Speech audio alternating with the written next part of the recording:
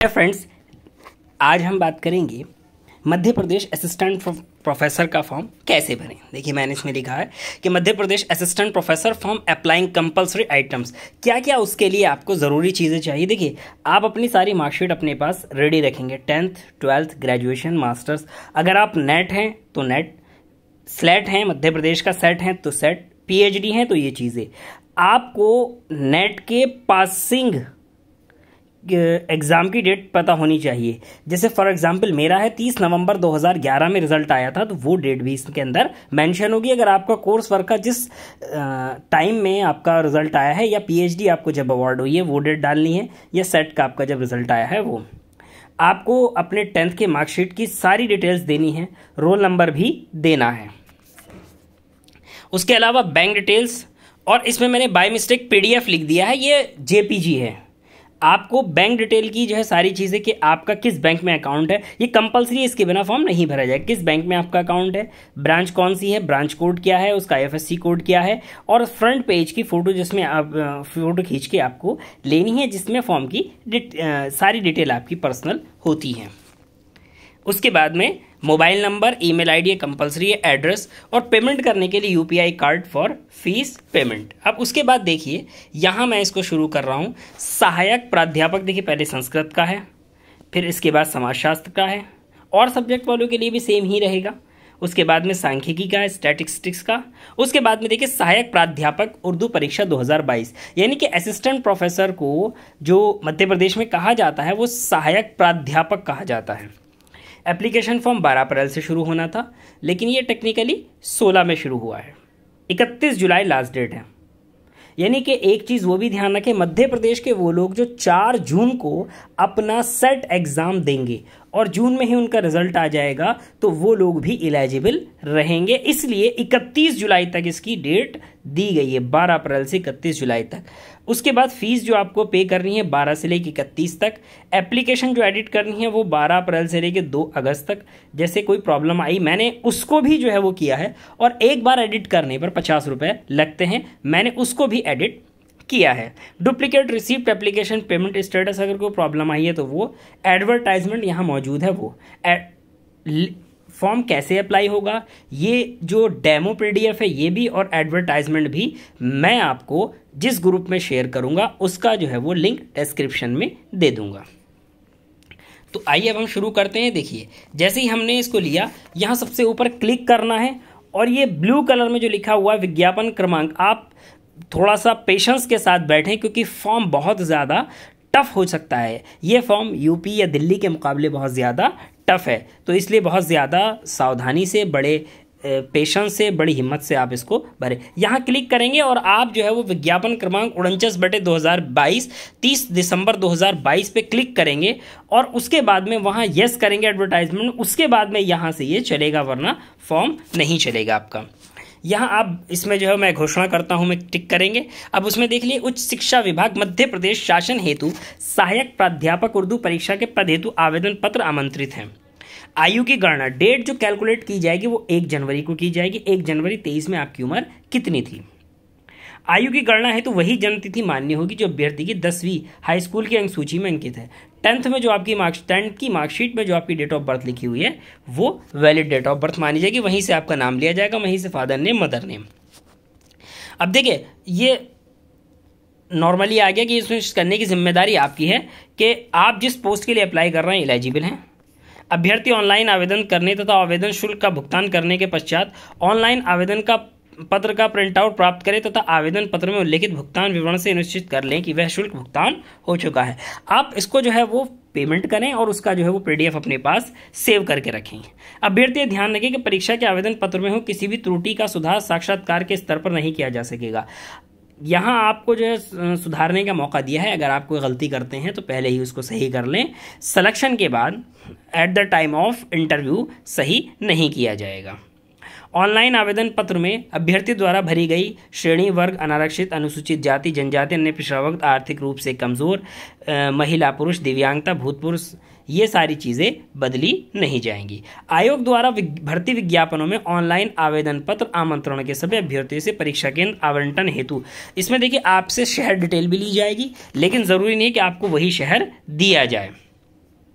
अब देखिए किस पेज पर या किस गूगल में किस जगह आपको ये मिलेगा, www.mppsc.mp.gov.in। यहाँ से आपको जो इस पर क्लिक करके फॉर्म भरना है, लिंक मैं डिस्क्रिप्शन में दे दूंगा।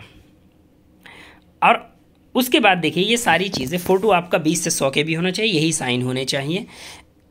उसके बाद नॉर्मल फ़ोटो होना चाहिए, बिना चश्मे के होना चाहिए और बिना कैप के होना चाहिए। यहाँ आपको आई एक्सेप्ट पर क्लिक करना है।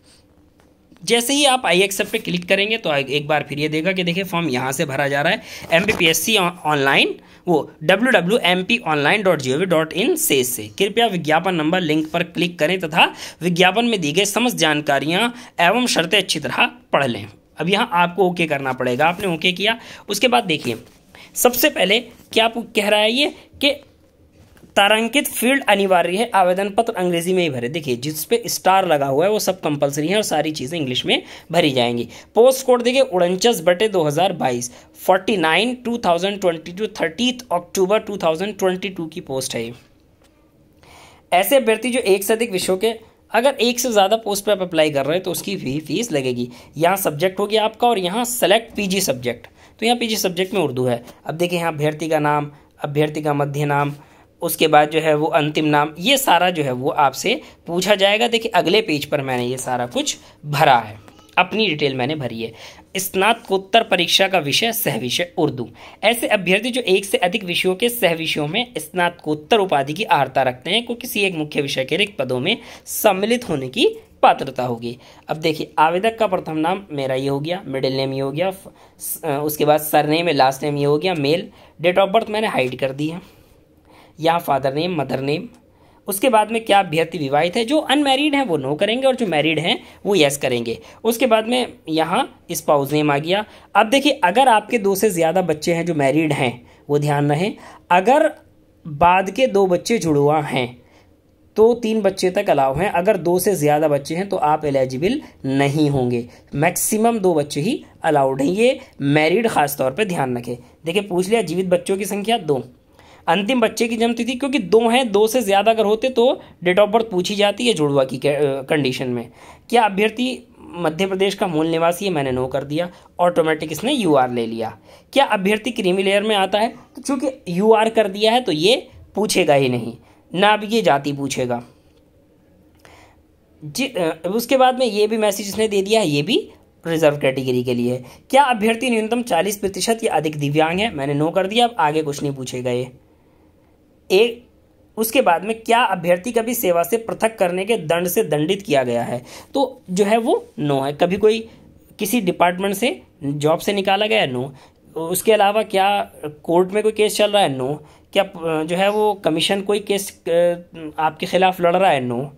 उसके बाद में जो है क्या अभ्यर्थी मध्य प्रदेश शासन अथवा उसके नगर सैनिक निगम मंडल स्वशासित संस्थाओं में सेवारत है, क्योंकि मैं मध्य प्रदेश से नहीं हूँ तो नो।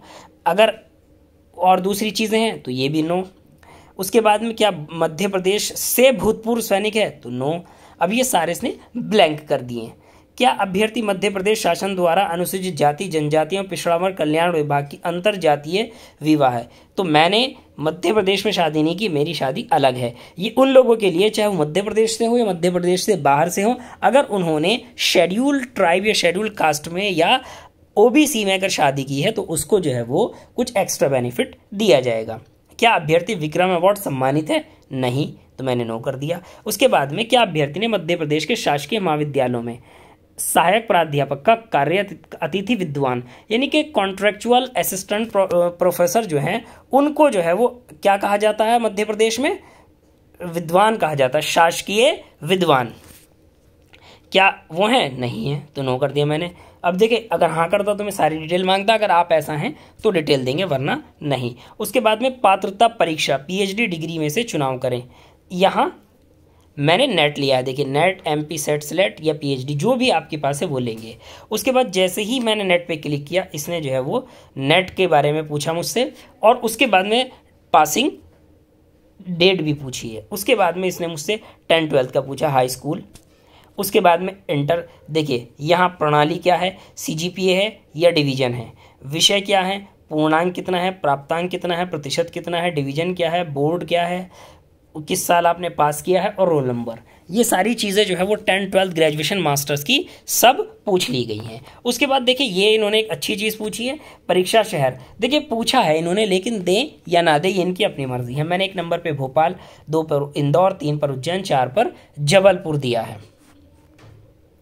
सेवा का विवरण, चूंकि देखिए ये इसमें मैंने नो कर दिया, तो इसमें मध्य प्रदेश का मांगा है, इसमें और कहीं का नहीं। तो जो मध्य प्रदेश में जॉब नहीं की है तो वो नो करेंगे। अब देखिए बैंक का विवरण, अपनी ही बैंक की डिटेल देनी है।